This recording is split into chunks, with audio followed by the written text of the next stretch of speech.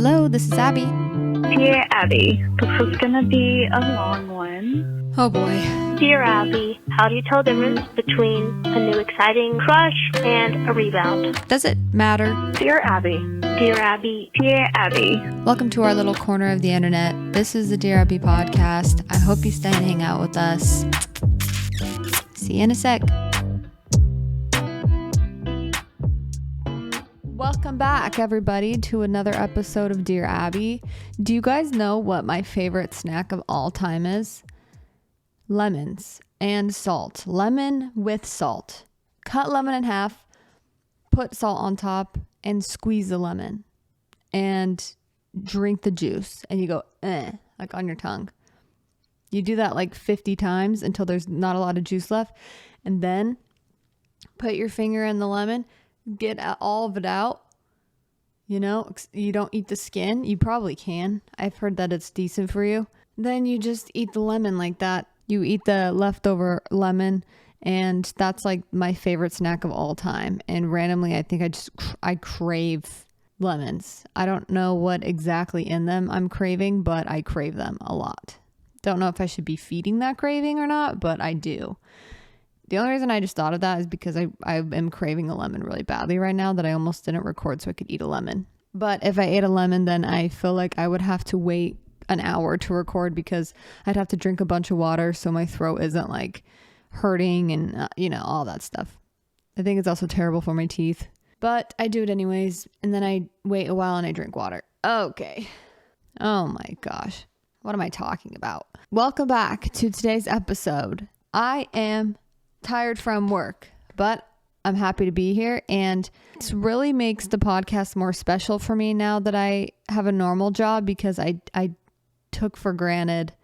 Well, actually I didn't. I tried to enjoy it as much as I could, but you always take stuff for granted because you don't know what the next step in life is going to be.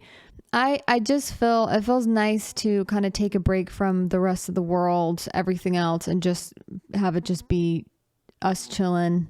And I'm excited for today's episode is what I'm excited to record is what I'm saying. I didn't say this 2 episodes ago. Well, yeah, 2 episodes ago, but today is my 52nd episode. And that's insane to me. I've done 52 episodes. That's a lot of episodes. So now I'm grateful because now at least when people discover the podcast, they can go all the way back to episode, you know what? Sure. Episode 1. And just listen to I have more that people can kind of binge and listen to and stuff.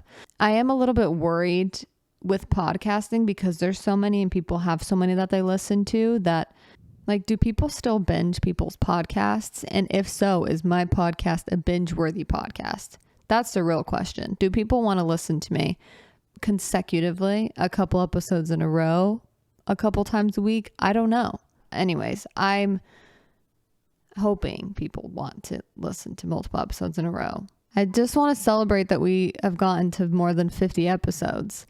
That does make sense because it's been like pretty much a year. This is almost I've done a full year of the podcast, pretty much is what that means. I'm going into year 2 and it's also the beginning of 2024. I have lots of plans. I'm having to kind of put some things on the back burner though, just because I'm trying to rearrange my scheduling and figure out all that fun stuff. But I'm very excited for this next year for the podcast and just see where it takes me because you just never know. However, I'm still very happy to be where we are now. And if that's how it stays forever, I'm honestly okay with that. Sometimes I'm not when I'm feeling less grateful and a little bit of a brat. Okay, today we have an exciting episode. We're kind of going to be doing a bunch of little different things. I wanted today's episode to just be more fun. And honestly, my brain is not as good at thinking of things to talk about because I don't have all day to think about anything else but work and like Excel. So when I'm done, I try to think of everything and feel inspired, but it's really hard just because all of my mental energy is going into work, which I will say is very nice for my mental health, but it also is like not helping at the same time. It's just everything has pros and cons, but I just never feel like very present. I just feel tired and like fatigued, but I also feel more calm. I think I have less rumination, but more like I just feel more calm, which is really, really nice. Yeah, I don't really know how I feel, to be honest. I think that's why I feel weird. It's because I don't know how I feel. And usually I know exactly how I feel. Maybe that's a good thing. Maybe it's not. I don't know. But I still have a couple things that I want to talk about. And we're playing a couple of like kind of games. They're just like fun things. We're just going to be fun today. Okay. So a couple life updates first before we get into the craziness. So I made a vision board for 2024. As I said I would, and I have it right here. If you're watching on YouTube, it's just right by my head pretty much. The only things that are on there are just more art because I want to keep doing art. I actually just started a new painting, which I'll probably post on my Instagram soon once I finish. And I wish I would have recorded the whole painting process because it's so satisfying to watch from blank canvas. Well, technically there's something actually underneath that canvas that I just painted over. But to watch it from start to finish and how you really, with a lot of art, you just have to trust the process.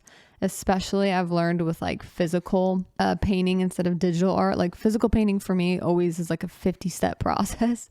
And I always hate it. I always hate it for so long until I just keep pushing myself to finish certain things. Okay, just do this section. Just do this section. Don't rush it. And then eventually I'm like, oh my gosh, wait, I'm actually like so proud of myself for doing that. The original painting that I did IRL was a digital painting that I found on Pinterest. I have so much art. Actually, I don't know if my Pinterest is like public, but if you want to see what kind of art I like and what art I'm drawn to, and I also just have like how to draw stuff, like just random stuff on Pinterest. I don't know my name actually, so I can't even give you. Maybe I'll put it in the description, like my Pinterest and my board. And you can see all of like the art pieces on there that I just gravitate towards for some reason. And a lot of them's like animated and more like anime cool vibes, but also there's just some random art pieces that just, you know, when you see an art piece and it just speaks to your soul, like without any words, without anything else, it's just is. And you just are with that art and you feel like so connected to it. I love that feeling, and that's what really inspires me to paint. Even though I don't do a lot of original paintings yet, I just want to get good at copying, which sounds weird, but I just also in like scaling, it's helpful for me to draw someone else's thing to scale without tracing or anything, but just kind of guessing, I think. And that's slowly been helping me also visualize dimensions, scaling, all that stuff, and just how to go from start to finish with, even if it's somebody else's concept that you can visualize, but how to get the colors to match, how to get the vibes to match. And I don't know, there's a lot that goes into that. Eventually I want to create my own, but I'm not at that level yet. I'm okay with waiting a couple of years to like, I don't know, get really good at it. So no rush there. And then I also just have, I think I talked about this last week, not the art thing. Anyways, then it's just outfit and inspo, all that stuff, beauty. But it's more so like taking care of my body and feeling comfortable in my body again. And podcast, I have different goals for the podcast, a side business hustle. And I do have a ring on there. I will say, and a couple cute like wedding-ish photos. Don't read into that, okay? A girl can put that on her Pinterest board because it's every girl. Well, maybe not everyone, but a lot of girls. You know what? I never was a girl that had a Pinterest board or was obsessed with like my wedding until now. And I think because I'm way more accepting of, I don't just have to be a tomboy or a tomboy. Wait, what is it? A tomboy? Like a tomboy or a girly girl. Like I can be both things at the same time because I change every day. Sometimes I want to wear baggy, oversized clothes and feel more like boyish. And then some days I just like feeling really pretty, done up, like pink wear tighter clothes, and that's fine.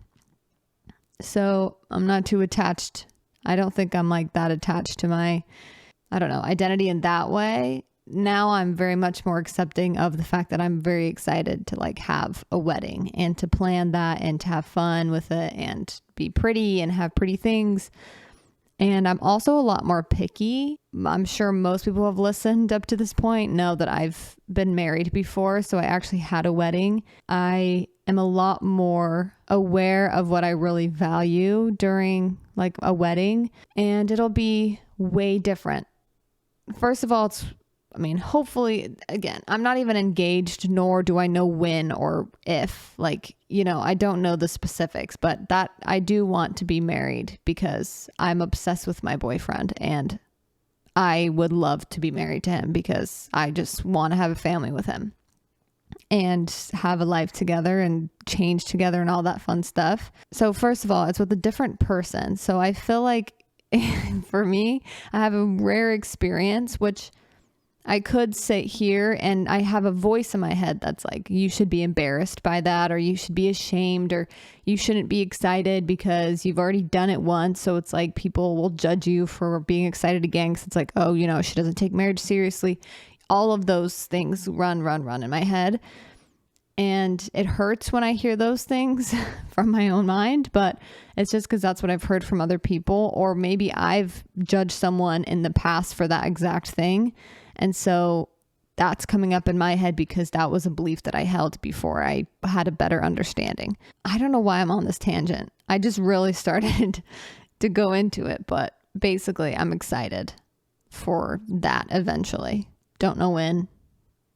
Don't know, but I'm very excited, and it is fun to have more of a vision this time around and be a little bit more mature this time around as well, and older, and know what I want. And there's pros and cons obviously to being a little bit more picky, but one of the pros is I think I will be able to get what I want. Another life update is I did one time. I blew out my hair. I think I just posted about it today, but that's like a week ago for you listening to it now. So you've probably seen a post or two of my hair after I blew it out. I've never blown out my hair before because when it's really long and curly, it's exhausting. Like I would only pay to get it blown out, but I never. Actually, I did that one time, but she dyed my hair and then she blew it out because I was like, yeah, might as well. I gave her a huge tip, I think. Did I? I know I gave her a tip, but I don't remember if it was, I wanted to give her a huge tip, but I was, I think, pretty poor, so I don't know what it was. I never really cared to straighten my hair anymore. I did every single day until I was maybe, not kidding, like 20 years old. And then I accepted my hair more fully, but even then I would sometimes straighten it to make it more wavy rather than curly and fro because I also didn't know how to style it that much. And it just wasn't cool. Like other people who have straight hair might see curly hair and think, oh, it's so cool and stylish and different and pretty. But someone who has curly hair, you are constantly looking at how pretty everyone else is with straight, silky, pretty, long hair. It's really hard to get long hair with curly hair because when my hair was curly and like longer, it was like to my shoulders or a little bit past. When I would pull it, it would be past like my chest, like my breasticle. It'd be way past my breast. So it would be very long if I had it straight. Anyways, it's just so exhausting to blow it out yourself because your arms are dying at the end. And I don't have like an expensive thing to do it myself, or I don't know if a Dyson does that. Does a Dyson do a blowout or just curls or something? I don't know. So I just have an old fashioned round brush and a blow dryer with a little thing that's like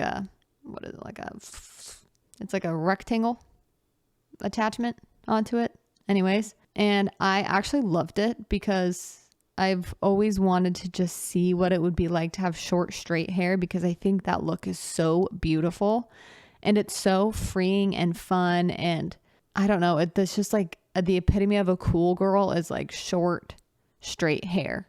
But I will never really achieve that exact look that I'm looking for, but I was closer than I ever thought I would be. And it did make me want to cut my hair even shorter, but I had to resist the urge because I do like the length, but something happens when you cut your hair short that you're like, just keep chopping it off. Let's just see how short we can go with like still thinking that we look okay. Those are my life updates. So I haven't done like a mental health update in a couple of episodes, but I'll give one. So just a couple things that I've been thinking about with my own mental health journey. A couple things have come to my mind just this past week. One, this weekend was really hard. I guess 2 weekends ago, it was a really hard weekend for me. I just was going through, had a rough day, and I basically just had a lot of intrusive thoughts, urges, and I really did not like myself, let's put it that way. And I used to have a lot of self-punishing behaviors, and that also was physical. So I would pinch myself and I'd break skin. I won't go, this is very triggering, so trigger warning. I'd basically just take anything and dig it into my skin to stop the thoughts or to punish myself, to kind of prove to myself that you're disgusting for thinking this, you deserve this. And it made me feel better. This took a dark turn really fast. I'm just trying to be honest. I don't love those behaviors. Obviously, they're very yucky. They don't help me. They're not from a good place, and they bring a lot of shame after because I know better. But in the moment, it feels like I have to do that. So I had just a couple of hours where I just was struggling with that and crying a lot, cried all night, cried all day, pretty much the next day, just was not in a good place mentally. I called my mom because sometimes I don't have like a therapist whenever I want anymore. If I really I don't want to be alone, I'll call my mom. She just is so comforting to me. She'll just let me talk for hours. I think our phone call was like 4 hours long. And during that phone call, just was realizing a lot about my expectation for my recovery and being very rigid again in the way that I think about being recovered from OCD, whatever that means, because sometimes I see that people are recovering, or I recovered from OCD and now I'm living my best life. And I don't know what that means. That seems so abstract to me when I'd see that people recovered from OCD. Just to reiterate, when I would do self-punishing behaviors, that's a compulsion. Like I felt like I had to do it because it was protecting me somehow, because if I showed myself that I didn't like the thoughts or whatever, like I had to do that to prove something. It's like so dumb when you say it out loud, but it feels very real. It's just been a long time since I've done that. And so it kind of came out of nowhere, which was really upsetting to me. And I was like, I'm never going to recover. Like I'm just never going to get better. And that's kind of the rabbit hole I went in. And during those times, I always have to fully accept, again, the range of the human experience, where it's not just, okay, once I get to this point in my recovery, or once I get to this point in my healing, then I'll have everything figured out and I shouldn't ever feel bad again. I shouldn't ever feel sad. I shouldn't ever have confusion, or I should always have clarity, right? Because I felt clarity for a second. And that's how it feels when I'm thinking very rigidly about my recovery, or just life in general from like a very perfectionistic standpoint. So I am trying again, because I've learned this before, but it didn't stick. So that's okay. I'm just going to pick myself up and we're going to try again. There's a couple things that I'll say to myself during these times where I feel like I'm getting nowhere. Is one, I always think back to when I first started this whole thing. I am in such a better place. I know how to pick myself up, and I did it. Even if it took a little bit, it took way less time and it happens way less often. And then two, I'm not going to live my life when I'm recovered, like only when I'm recovered from OCD.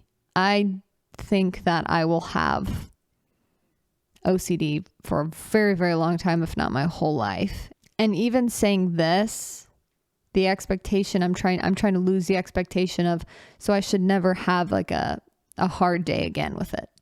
I think that expectation will just only set me up for failure. However, that's not excusing like what I can control with my recovery, and that's not excusing my behavior at all. I think, to be honest and be real with myself, it just doesn't go away one day. Even if you do a million exposures, there'll always be things that kind of nag at me. Sometimes I accept it. Sometimes I go back into not accepting it when I have a hard day. And then also I have come so far with that specific compulsive behavior. I've been so caring and loving with myself recently. And so when that happens, it's even like more devastating. And then you feel like you've made no progress, but you have. Like I have made progress. And then another thing I say to myself is just that I'm here. I made it through. I'm alive. I'm okay. I got through that and I'm still here breathing. Sometimes when you fall back into a behavior, something that you used to do that was self-sabotaging, it feels so hurtful because you know that you just hurt yourself. I don't know. It's just hard to navigate those days sometimes. I just say, like, I just have to get through it. Just get through it. I don't have to like this. I don't have to find the meaning for this. I don't have to like try to be so positive, whatever. This is really hard and I'm struggling, but I just get through the day. Just don't do anything about it. Just get through the day. You'll feel better. You always do. The storm passes, and don't get too attached to the storm, you know. Okay. That was my update for my mental well-being, which I just want to share because I just want to be completely transparent about where I'm at. I don't know if it makes me feel safer that I am fully like transparent and trying to get everything out there afterwards. I felt so proud of myself that I got through it. It was a rough like 48 hours. My boyfriend was out of town, so I really was kind of all alone. I just kept telling myself it's not over. It's not over. My journey isn't over. Nothing is over. It's just been a bad day. Okay, well, hopefully that was helpful to at least one person to hear. Maybe if they feel like they're being left behind or something. I don't know. I mean, I have been pretty good like lately, but yeah, that was kind of rough. So hopefully that just at least resonates with someone. So we're going to do, like I said, a couple little silly games. And the first one is I wanted to share my favorite girl dinners. Girl dinner, if you don't know what that is, it's just like the internet's way of making fun of girls and the things that they eat when they don't make a full meal, or they're like in college and they have not a lot of money, or you just like don't feel like eating a big meal and you're satisfied with a little bit or whatever. I don't know. There's a million different reasons why girls have girls dinners. I think mostly it's just because you don't want to cook a full meal and you're satisfied with like eating random stuff put together. Something my family always makes fun of me for is whenever I eat food, I always like smush stuff together. I'm a real texture girl, so I like playing with textures. I need to make sure there's like something. If I have a sandwich, I like to put something crunchy in there and then flatten it, and then for some reason it just is nice to eat it that way. I know it's weird and it makes everyone mad around me, but maybe I should stop, but I don't know. But one of my favorite girl dinners is, like I just said, a lemon with salt. Well, not just barely, but at the beginning of the episode, I on a weird rant about lemons. That was so weird. That was like, so why did I start with just that? Yeah, lemons and salt. That's one of my favorite girl dinners. Another one that I have is I get a piece of toast. Well, just a piece of bread. And then I put Colby Jack cheese on it, but like the sliced ones, I cut it in half, the cheese. Well, I like rip it in half. I put half on one, like so that they're hot dog style. I put one on one side of the toast, the other one on the opposite side, and then I toast it. And then I just eat that as toast, and it's just cheese on toast. And it's really good. And sometimes I'll put balsamic vinegar on it. And that's the meal. That's my breakfast sometimes. Kind of gross when you say it out loud but Also, balsamic vinegar could really taste good on everything, I think. That has got to be one of the yummiest things in the world is balsamic vinegar. And it tastes good on literally everything. When I was, I think, living at home, I don't remember where I was. Oh, yeah, when I was living at home, because my mom would always buy little chocolate chips, just like the not Ghirardelli's. Please. The Great Value chocolate chips. Who am I kidding? Just like the cooking ones, like the milk chocolate or the semi-sweet. So she would get those and she'd put them in a big jar. And after work, when I didn't want a meal, apparently, or any nutrients, I would take a glass of milk. So gross. I would take a glass of milk and pour a bunch of those chocolate chips into the milk. So it was like full of chocolate chips, like seriously, a lot of chocolate chips. And then I would just get a thing of peanut butter, spoon the peanut butter out, dip it into the milk with chocolate chips so that the chocolate chips would sink into the peanut butter when pressed in. I would pull it out. And so, I wouldn't pull it out. I'd kind of scoop it so there's a little bit of milk. And then I would just like lick the peanut butter off with the chocolate chips and a little bit of milk in every bite. I ate that seriously probably every day for like a full 2 years. That's why I can't eat peanut butter anymore. Because I think it did something to my peanut butter does weird things to my skin. My skin feels really weirdly textured when I eat peanut butter now. So, or maybe it was the chocolate, but I'm pretty sure it was the peanut butter. That's like a classic. When I think of girl dinners, I think of that. That's the first thing that comes to my head because that was a constant for me.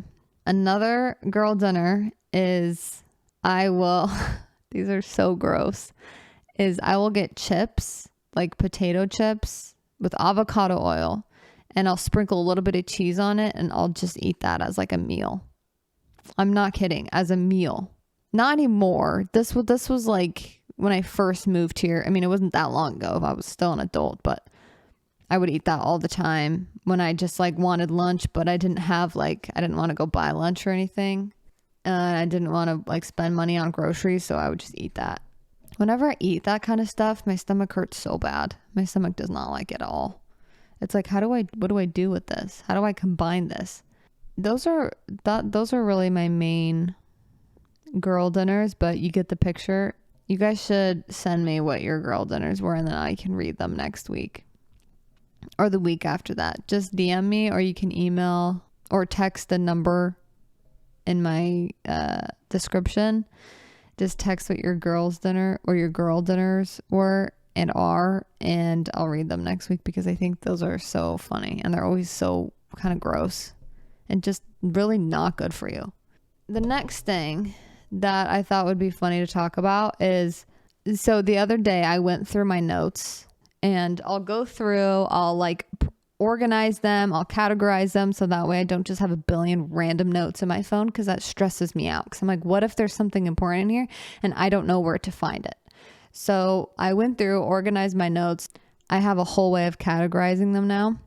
I thought it would be funny to read some of my random notes that I have. And then we're just going to go right into the Dear Abby, and then we'll end the episode there. Here are some of my random notes in my phone that I screenshotted because I've already categorized them or they're organized now, but these are the funniest ones. Okay, I'm just going to read them kind of fast with no explanation really. Okay, first one just says pie is mid, which I think I actually said on the podcast. So next one says orange, which time, just in a row, and unicorn, buffalo, or animals. Perhaps, maybe I was playing code names. And then this one just is the letter C, just capital C, nothing else. This one's just a workout, full body, around the world, no weight, rotator cuff with weight, Pilates arm workout as warm up. Okay, boring. This one says mine degree, server in Berlin. This one's my favorite. This one just says turns into disgusting bore, thinks it's cool. I think that one was from when I was playing Dungeons and Dragons one time for a one shot. And the only reason I'm guessing that is because at the bottom it just says druids. What? That's the weirdest. It's like so far down the page. Why would I do enter, and then just say druids? And then at the bottom, and then under there, it just says camping, cabin, study the advice and take it seriously. Maybe that was for the podcast. Study the advice and take it seriously. There's a lot of OCD notes, like to help myself. But there's a lot more of just random grocery lists, like cucumber, avocado, toast, and then that's all. And then the next note would be like the same things for the next week, pretty much. And a lot of other random stuff. But there's also a lot of good stuff in there, that like business ideas, random just ideas that I didn't want to lose. So now I have them all organized in my notes. It is very nice to have them all organized. Okay, so this week for the Dear Abby, we're not doing a voicemail. We're doing a DM that I got recently. And they were asking about advice after a breakup. Like, how do you move on after a breakup? And so I'm going to answer that as a Dear Abby. So to keep it formatted, Dear Abby, how do I move on from after a breakup? There is some context in there, but these are my biggest things for after a breakup. One, don't be so hard on yourself and try to force yourself to feel better. Sometimes there's like a culture on the internet that's like, you just see videos like before him and then after him, and then it's like a glow up, or he doesn't know what he's missing, and then it's like a clip cut or cap cut video of like this girl got a blow up, and what is it called? Not a blow up, a glow up. A girl had a glow up after a breakup, or the guy had a glow up, and it's like he's missing out or she's missing out. And I get it kind of with like that's like more of a, I don't know. That's really not truthfully how you feel about the breakup, I think. I think when you break up, you're so used to someone, you're used to their energy, their heart, their soul, their personality. You're so used to them and you're so comfortable. Sometimes you're not. Going to be very, very sad. And that's actually very healthy, and that's a good sign. If you're sad, or if you feel confused or angry or hurt, or maybe even like apathetic, but you're like, I don't know. There's a lot of different emotions that you can feel when you're going through a breakup, and they're all okay. And the more you try to hurry the healing, the less healing you'll probably do. And the more you try to, I just listened to an episode of a podcast. I forgot what it's called. Shiz. I commented on one of the episodes because it was so good. It was about anxious and avoidant, like partnerships, relationships. And then the next couple episodes, there's one about breakups. And she gives such good advice. Maybe I'll link the episode if I can find it. She gives such good advice on breakups. And she says, kind of along the same lines of what I was saying about not having to do everything for your ex to like prove something to them. And she was saying the same thing, like, and she's a psychologist or therapist or something. So she has a lot more merit than I do.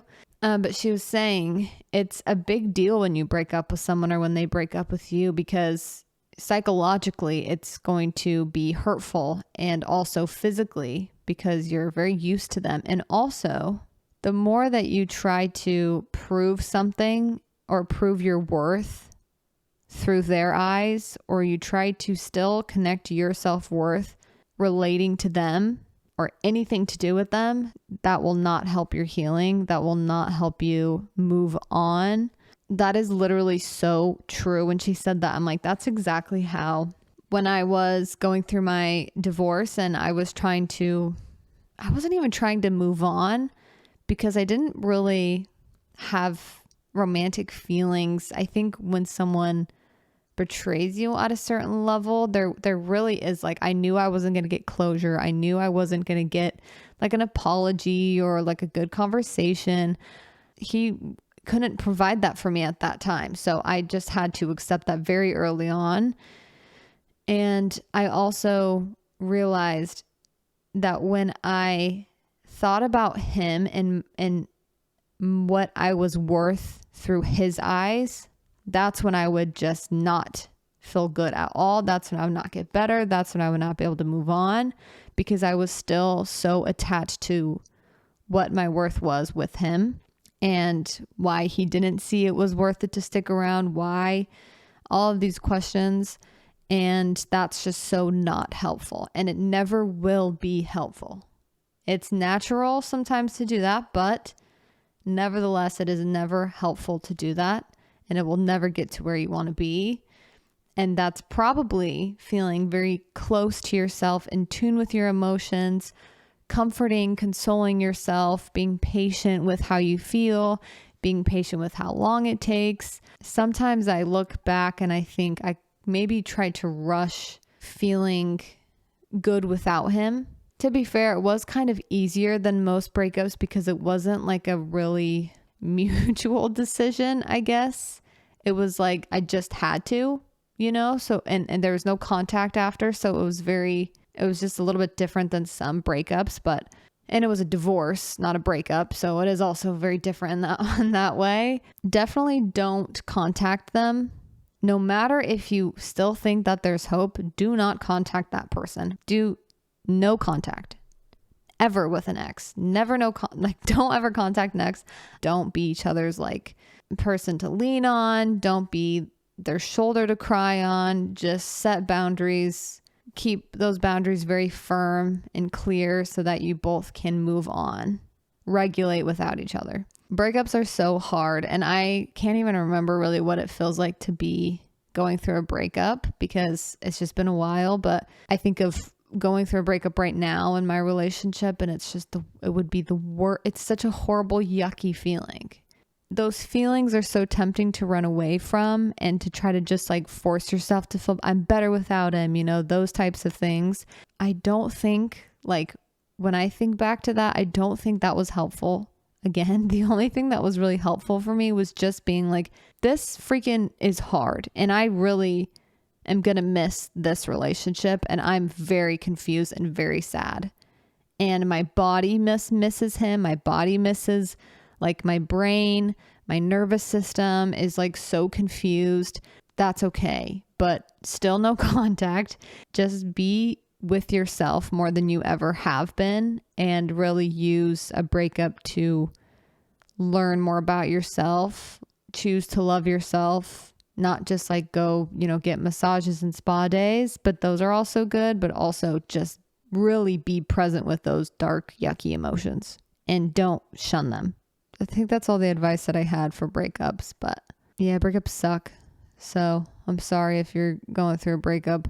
Even sometimes hearing, when I was listening to that episode I have to mention the thing in the episode notes, but when I was listening to this episode of this girl talking about a breakup and the best ways to move on, I realized I could have been better at some of those things with my last break off or my divorce, because you sometimes obviously just don't know how to handle everything perfectly. It's really hard to know what to do, especially when a lot of people just do the same things, but then you sometimes can see that clearly they haven't fully moved on, or they haven't fully been to the depths of it and can accept that.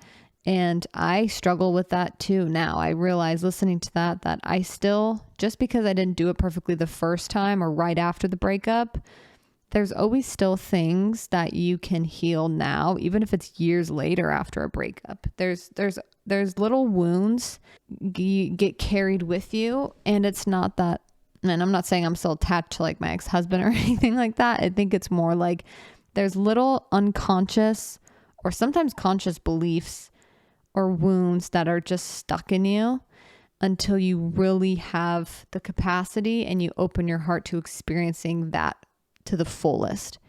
And then you kind of can experience that feeling, that thought, that belief subsiding and kind of leaving.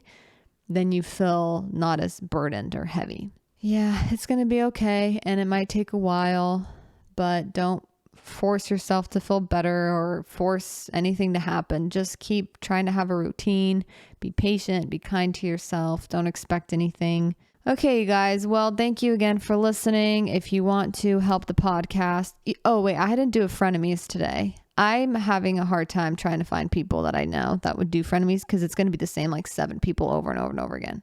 So I actually don't know if you guys even enjoy the frenemies. So if you do like the frenemies segment, please let me know. If you don't, I will not be offended. I promise you. My family might and my friends might, but I will not be offended if you're like, I could do without the frenemies segment because it is a lot of work for me and I'm fine to do it, but I just want to make sure that people actually like it because if not, then I don't want to waste my time and energy into that part of the podcast. Cool. Or if you have ideas for it. I have a couple ideas, but again, having other people on is like a whole other thing because I don't have a studio. I don't have like a production team, anything like that. So I also only have one microphone. So even when I call them, it's not as, you can't hear very well. I don't know. It just feels like bleh, bleh, bleh. Alrighty then. Thank you so much for listening and I will see you guys next week. Have a good weekend. Love you. Bye. 우회전 taking a right to Jonathan Lake 눈치 보면서 들어가 할 때 찾아 나머진 바빠 개설레임 바꾸는 사람들 시간만 지나가 자신감 가지고 해와 그냥 천천히